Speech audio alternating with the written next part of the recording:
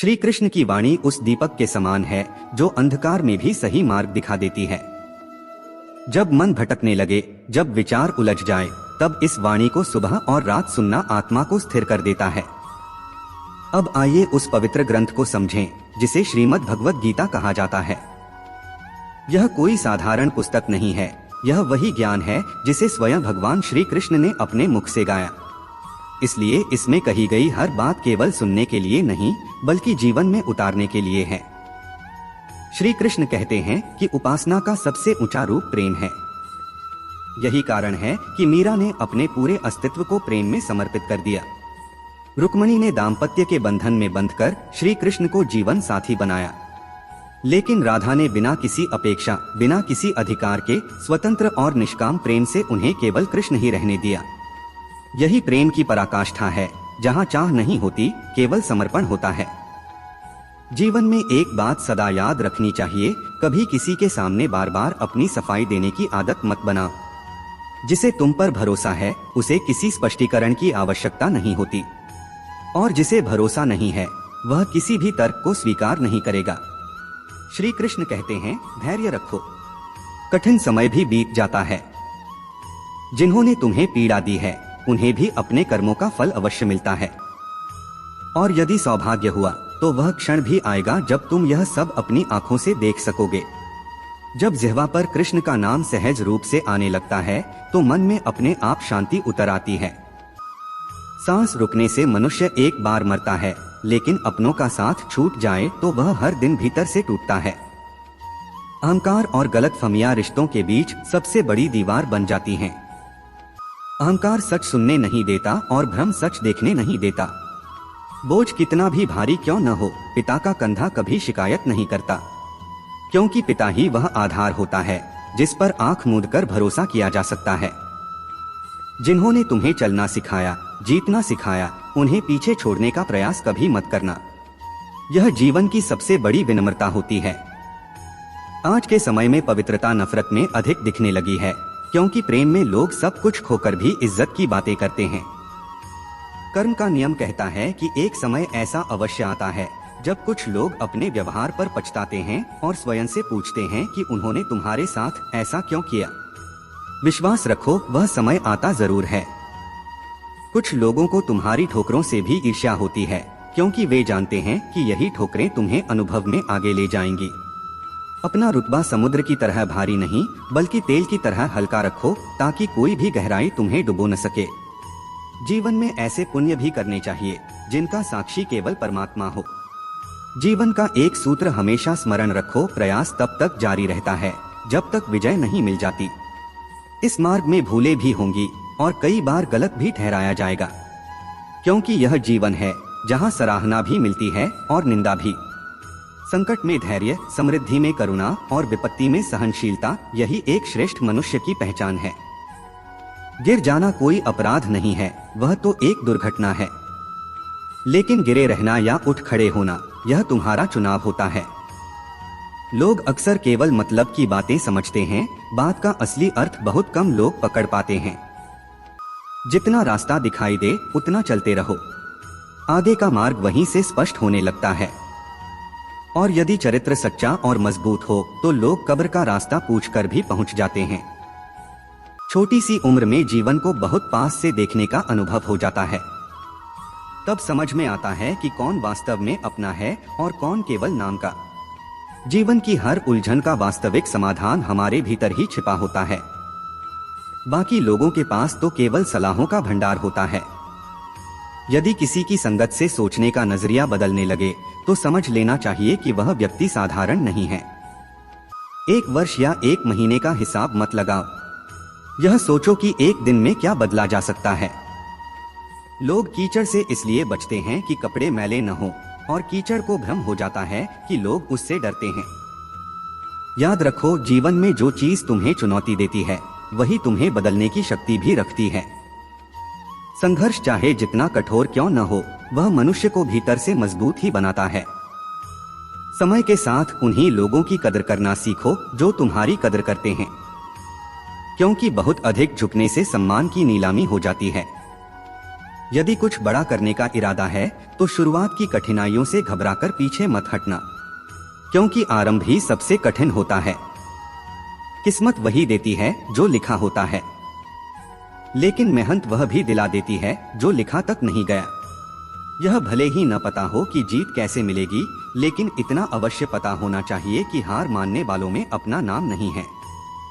चम्मच जिस पात्र में रहता है उसे ही खाली करता है, इसलिए हर मीठी बात करने वाले से सावधान रहना आवश्यक है। सफल वही लोग बनते हैं जो दूसरों की बातों से नहीं बल्कि अपनी मेहनत से अपनी दिशा तय करते हैं।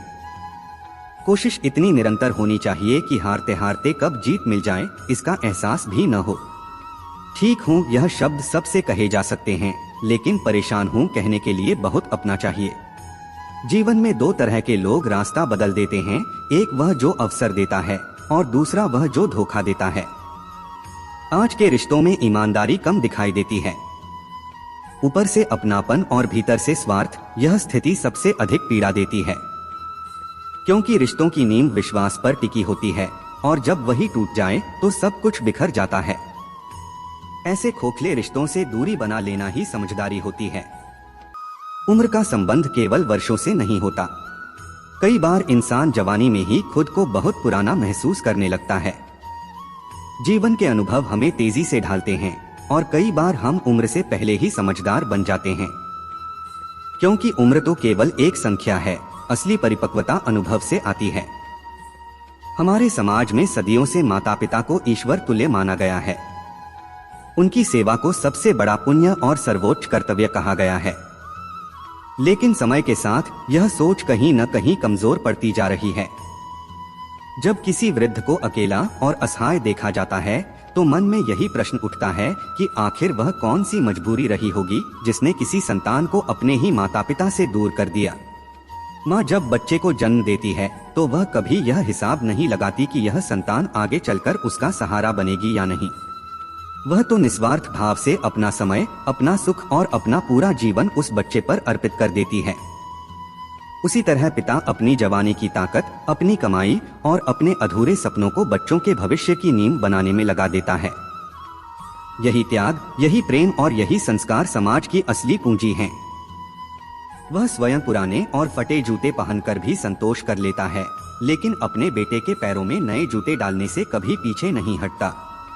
वह खुद भूखा सो सकता है, पर बच्चों की थाली कभी खाली नहीं रहने देता।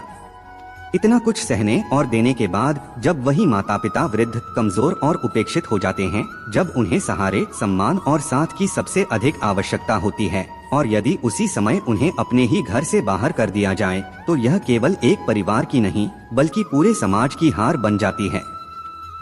यह नैतिक पतन का संकेत होता है, जहाँ रिश्तों में भावना की जगह स्वार्थ और गणना आ बैठती है और बेटा यह मानने लगता है कि माँ बाप अब जिम्मेदारी नहीं, बोझ बन चुके हैं। उसी क्षण घर की नींव हिलने लगती है और दीवारों में दरारें पड़ जाती हैं। समाज में इस विषय पर कई तर्क सुनने को मिलते हैं। कुछ लोग कहते हैं कि बेटे की शादी के बाद घर का वातावरण बदल जाता है और नई बहू के आने से संतुलन बिगड़ जाता है।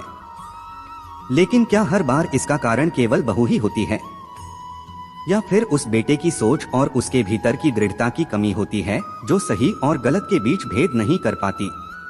माता पिता को घर से निकालने वाला बेटा वह नहीं होता जो केवल पत्नी की बात मानता है, बल्कि वह होता है जो अपने अतीत, अपने संस्कार और अपने अस्तित्व को ही भुला बैठता है। उसे यह स्मरण ही नहीं रहता कि जिन हाथों ने कभी उसकी उंगली पकड़कर चलना सिखाया था, आज वही हाथ कांप रहे हैं और सहारे की प्रतीक्षा कर रहे हैं। यह कथा यह भी सिखाती है कि कभी कभी आवश्यकता से अधिक लाड़ प्यार और बच्चों की हर इच्छा को बिना संघर्ष के पूरा कर देना भविष्य में एक बड़ी भूल बन सकता है। जब बच्चों को संघर्ष का मूल्य नहीं सिखाया जाता और हर चीज थाली में सजाकर दे दी जाती है, तो उनके भीतर कृतज्ञता का भाव धीरे धीरे समाप्त होने लगता है। उन्हें लगने लगता है कि सब कुछ उनका अधिकार है, और जब माता पिता के पास देने के लिए कुछ शेष नहीं रहता, तब वही बच्चे उन्हें अनुपयोगी समझने लगते हैं। यह कथा भी एक ऐसी ही सर्द, उदास और बोझिल शाम से आरंभ होती है, जब ठंड केवल शरीर को नहीं, आत्मा को भी जकड़ लेती है। शहर की रोशनियां दूर चमक रही थीं, लेकिन एक पुराने बस चौराहे के पास अंधेरा और सन्नाटा पसरा हुआ था। दिसंबर की ठंड अपने चरम पर थी। कोहरा इतना घना था कि सड़कें जैसे किसी रहस्य में लिपटी हुई लग रही थीं। लोग जल्दी जल्दी अपने घरों की ओर बढ़ रहे थे, जहां गर्म भोजन, परिवार की बातें और सुरक्षा का एहसास उनका इंतजार कर रहा था। लेकिन उसी भीड़ से थोड़ा हटकर एक टूटी हुई बेंच पर एक वृद्ध महिला चुपचाप बैठी थी। उसके शरीर पर वर्षों की थकान साफ झलक रही थी। फटी पुरानी साड़ी, कंधों पर पतला सा शॉल और आंखों में ऐसा खालीपन जो बहुत कुछ कहता था।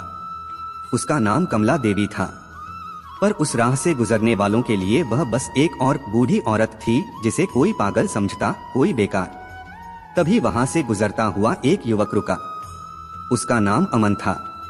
उसने देखा कि ठंड हड्डियों तक उतर रही है और वह महिला कांप रही है। उसने धीरे से पूछा कि क्या वह कुछ मदद कर सकता है, चाय, कंबल या घर तक छोड़ने की। कमला देवी ने उसकी ओर देखा। आंखों में थकान थी, पर आवाज में अभी भी गरिमा बची हुई थी।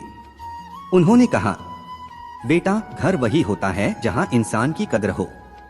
जहां से धक्के देकर निकाला जाए, वहां लौटने के रास्ते खुद ही बंद हो जाते हैं। लेकिन तुम्हारी आवाज में अपनापन है, इसलिए आज मन कर रहा है कि अपनी कहानी तुम्हें सुना दूं। शायद मेरी कहानी किसी और की आंखें खोल दे। कमला देवी ने अतीत की ओर देखते हुए बताना शुरू किया। कभी उनका जीवन भी पूर्ण था। बड़ा सा घर था, पति का सहारा था, समाज में सम्मान था। पति सरकारी सेवा में थे, ईमानदार, सादगी से भरे हुए। 2 बेटे थे, बड़ा रोहन, छोटा दीपक। दोनों पढ़ाई में अच्छे थे। पति पत्नी ने अपनी पूरी जिंदगी बच्चों को आगे बढ़ाने में लगा दी। अपने सपनों को कभी महत्व नहीं दिया। रोहन बचपन से शांत और आत्मनिर्भर था। पढ़ाई पूरी कर वह दूसरे शहर चला गया। दीपक अलग था, भावुक, चंचल और मां से बेहद जुड़ा हुआ। कमला देवी अनजाने में दीपक को ज्यादा लाड़ देने लगी। उन्हें लगता था कि रोहन खुद संभल जाएगा, लेकिन दीपक को हमेशा सहारे की जरूरत रहेगी। शायद यही उनकी पहली और सबसे बड़ी भूल थी, ममता और मोह के बीच का फर्क न समझ पाना। समय बीता, पति रिटायर हुए। पेंशन और थोड़ी बचत से जीवन ठीक चल रहा था। उन्होंने सोचा अब जीवन शांति से बीतेगा, भगवान का नाम, बच्चों की खुशियां। रोहन की शादी हो गई। वह अपनी दुनिया में संतुष्ट था। समस्या तब शुरू हुई जब दीपक की शादी हुई। नई बहू निधि घर आई। शुरू में सब ठीक लगा, हंसी, त्योहार, चहल पहल। भरोसे में आकर कमला देवी ने घर की चाबियां बहू को सौंप दी। उन्होंने सोचा अब आराम का समय है। लेकिन उन्हें नहीं पता था कि अधिकार छोड़ते छोड़ते इंसान अपना अस्तित्व भी छोड़ देता है। धीरे धीरे बदलाव आने लगे। रसोई से उनका दखल खत्म होने लगा। बातें तानों में बदल गईं। फिर अचानक पति का देहांत हो गया। उस दिन कमला देवी जैसे भीतर से टूट गईं। दीपक ने रोते हुए कहा, माँ, अब मैं हूँ, लेकिन पिता के जाते ही घर की आत्मा भी चली गई। पति की संपत्ति और पैसे उनके नाम आने थे, लेकिन बैंक का कोई अनुभव नहीं था। दीपक ने कहा, माँ, सब मेरे नाम कर दीजिए, मैं संभाल लूंगा। बेटे पर अंधा भरोसा था। बिना सोचे कागजों पर हस्ताक्षर कर दिए। वही हस्ताक्षर उनके जीवन का मोड़ बन गए। इसके बाद व्यवहार बदल गया। बात करना कम, नजरें चुराना ज्यादा हो गया। खाने में कटौती शुरू हो गई। उन्हें घर के एक अंधेरे कमरे में भेज दिया गया। बीमारी में दवा तक नहीं मिली। एक रात तेज बुखार में पूरी रात कांपती रहीं। कोई देखने नहीं आया। उसी रात उन्हें समझ आ गया, अब वे इस घर के लिए बोझ बन चुकी हैं। उन्होंने रोहन को फोन करने की कोशिश की, लेकिन हर बार बहू आसपास मंडराती रही। एक माँ कभी बच्चों के बीच जहर नहीं बोना चाहती। यही उनकी ममता की सबसे बड़ी कमजोरी थी। लेकिन एक दिन मौका मिला। उन्होंने रोहन को सच बताना शुरू किया। तभी दीपक ने फोन छीन लिया। गुस्से में चिल्लाया, अपमान किया और उसके बाद उन्हें घर में कैद कर दिया गया। फिर वह काली रात आई। दीपक उन्हें गाड़ी में बैठा कर ले गया। कहा वृद्धाश्रम, लेकिन रास्ते में एक सुनसान जगह पर उतार दिया और गाड़ी लेकर चला गया। उस रात कमला देवी सड़क पर अकेली रह गईं, बिना पैसे, बिना फोन, बिना सहारे। समय बीतता गया। उसी जगह पर अमन ने उनकी कहानी सुनी। तभी एक गाड़ी आकर रुकी। नशे में डूबा हुआ एक आदमी बाहर निकला। फोन पर बार बार निधि नाम चिल्ला रहा था। कमला देवी का दिल कांप गया। वह आदमी कोई और नहीं, उनका बेटा दीपक था। निधि ने भी वही किया था जो दीपक ने अपनी मां के साथ किया था। सारी संपत्ति अपने नाम करवाकर उसे सड़क पर छोड़ दिया। दीपक रोता हुआ मां के पैरों में गिर पड़ा, माफी मांगने लगा, लेकिन कमला देवी ने उसे गले नहीं लगाया। उन्होंने कहा, बेटा, आज तुम्हें दर्द इसलिए हो रहा है क्योंकि वही तुम्हारे साथ हुआ है। जब तुमने मुझे छोड़ा था तब तुम्हें यह दर्द नहीं दिखा। फर्क बस इतना है, मैंने सब कुछ प्रेम से दिया था, तुमने डर और स्वार्थ से। उन्होंने अपनी पोटली से 10 रुपए का नोट निकाला और बेटे के हाथ में रख दिया। एक माँ के पास जो होता है वह आखिरी दम तक अपने बच्चे को दे देती है। और फिर वे वहां से चली गईं। समय बीता। अमन ने उन्हें बाद में एक मंदिर के पास फूलों की माला बनाते देखा। वे आत्मनिर्भर थीं। दीपक अब एक गैरेज में काम करता था, अहंकार टूट चुका था। कमला देवी ने कहा, संघर्ष इंसान को इंसान बनाता है। मैंने उसे छोड़ा नहीं, उसे सीखने दिया है। यह कथा हमें सिखाती है कि वह बेटा मां बाप को घर से निकालता है जिसे संघर्ष नहीं सिखाया गया, जिसे संस्कार से ज्यादा सुविधा मिली, जिसने माता पिता को इंसान नहीं साधन समझा। और यह कथा हर मां बाप के लिए चेतावनी है। ममता जरूरी है, लेकिन आत्मसम्मान के साथ प्रेम और व्यावहारिकता एक जैसी नहीं होती। बच्चों को केवल सुविधाएं देना ही पर्याप्त नहीं है, उन्हें संघर्ष और मेहनत का मूल्य भी सिखाना जरूरी होता है। यदि अजय को बचपन में यह समझाया गया होता कि जीवन में हर चीज आसानी से नहीं मिलती, तो शायद आज उसके भीतर कृतज्ञता होती। यह कथा उन बेटों और बहुओं के लिए आईना है जो यह भूल जाते हैं कि मां बाप बोझ नहीं होते, बल्कि अनुभव और संस्कार की नींव होते हैं। अजय ने मां को घर से निकाला और समय ने वही कर्म लौटाकर उसकी पत्नी के हाथों उसे बाहर करा दिया। यही कर्म का चक्र है।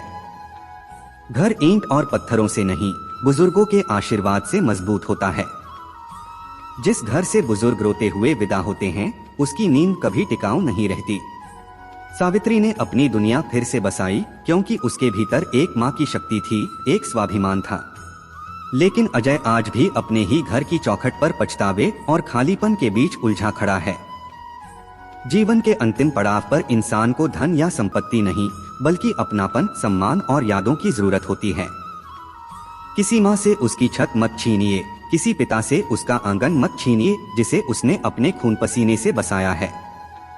बेघर होने का दर्द वही समझ सकता है जिसके सिर से छत छिन गई हो। ऊपर वाले की लाठी में आवाज नहीं होती, पर जब वह पड़ती है तो संभलने का मौका भी नहीं मिलता। सावित्री की कहानी यह सिखाती है कि दुख और कठिनाइयों के बीच भी आत्मसम्मान और साहस का साथ नहीं छोड़ना चाहिए। चाहे अपने साथ न दें, चाहे दुनिया धोखा दे दे, आपकी सांसें और आपका स्वाभिमान ही आपके सबसे बड़े साथी होते हैं। जो लोग यह सोचते हैं कि बुजुर्गों को नजरअंदाज करके वे सुखी रहेंगे, उन्हें अजय की वह रात और वह 10 रुपए का नोट याद रखना चाहिए। अब निर्णय आपके हाथ में है। क्या आप अपने घर में संवेदनशील और समझदार बच्चे तैयार कर रहे हैं, या ऐसे बेटे जो केवल अपनी सुविधा के लिए बुजुर्गों को अनदेखा कर दें? आज अपने भीतर झांकिए, कहीं अनजाने में आप भी वही गलती तो नहीं कर रहे जो सावित्री ने झेली थी, या वही बेटा तो नहीं बन रहे जो अजय बन गया था। यह कहानी यहीं समाप्त होती है, पर इसके प्रश्न तब तक समाज में गूंजते रहेंगे जब तक बुजुर्गों को उनका अधिकार और सम्मान नहीं मिल जाता। यदि आप अजय की जगह होते तो क्या अपनी माँ का सामना करने का साहस जुटा पाते? और आपके विचार से सावित्री का उसे माफ न करना, उसे अपने पास न बुलाना क्या सही था या गलत? अपने मन की बात अवश्य लिखिए। श्री कृष्ण कहते हैं, दूसरों से सम्मान की अपेक्षा मत रखो, क्योंकि यह अपेक्षा भीतर से कमजोर बना देती है। जब हालात बदलना कठिन लगे तो अपनी सोच बदलो, सब अपने आप बदलने लगता है। कम शब्दों में गहरी बात कहने की आदत बनाओ। हम समय की जंजीरों में बंधे हैं, फिर भी भीतर की हलचल से दिशा बदल सकते हैं। दिन भर बाजार में झूठ बिकता है, पर सत्य अक्सर अकेला रह जाता है। जिसकी सोच सत्य की ओर हो, उसका रथ आज भी भगवान श्री कृष्ण ही चलाते हैं। मनुष्य की श्रेष्ठता ऊंचे पद में नहीं, बड़ी सोच में छिपी होती है। जिसके ऊपर ईश्वर का हाथ होता है, उसे नीचे का भय डिगा नहीं पाता। छोटी छोटी खुशियां ही जीवन का आधार बनती हैं, इच्छाएं तो पल पल बदलती रहती हैं। असली सफलता तब मिलती है जब इंसान लोगों की दुआओं में बसने लगता है। नाम एक दिन में नहीं बनता, पर एक दिन अवश्य बनता है। लोगों से उम्मीद इंसान जैसी रखो, फरिश्तों जैसी नहीं। हर भौंकने वाले को रोकने में समय गवाओगे तो मंजिल दूर हो जाएगी। जो सच में अपना है वह दूर नहीं जाएगा, और जो चला गया वह कभी अपना था ही नहीं। हालात जैसे भी हों, शिकायत से बेहतर धन्यवाद होता है। उम्मीद आधी जिंदगी है, मायूसी आधी मौत। दो हाथों से सबको रोका नहीं जा सकता, पर दो हाथ जोड़कर करोड़ों दिल जीते जा सकते हैं। सब्र की ताकत को हल्का मत समझो, मजबूत लोहा भी टूट जाता है, और कई झूठ मिलकर सच को दबाने की कोशिश करते हैं। उनसे आगे बढ़ो जो तुम्हें साथ लेकर नहीं गए। समय बदलता है, शौक बदलते हैं। पहले होशियारी थी तो दुनिया बदलने निकले थे, आज समझदारी है तो खुद को बदल रहे हैं। दिल में नफरत आए तो सामने वाले की अच्छाइयाँ याद करो, कड़वाहट कम होगी। हर कमजोरी हर किसी को मत सौंपो, कुछ रिश्ते खाली लिफाफे जैसे होते हैं, संभाल कर रखने से भी भीतर कुछ नहीं होता। दिल के दरवाजे पर विवेक बनकर बैठो, जो रखने लायक हो वही भीतर आए। जब सपना सच्चा हो तो रास्ते बनते चले जाते हैं। जो बीच राह साथ छोड़ दें, वे साथ चलने के योग्य नहीं होते। सही लोग वही हैं जो कठिन समय में भी हाथ थामे रखें। अकेलापन कभी कभी कमजोरी नहीं, आत्मबल को पहचानने का अवसर होता है। परिवर्तन से मत डरो, यही जीवन का नियम है।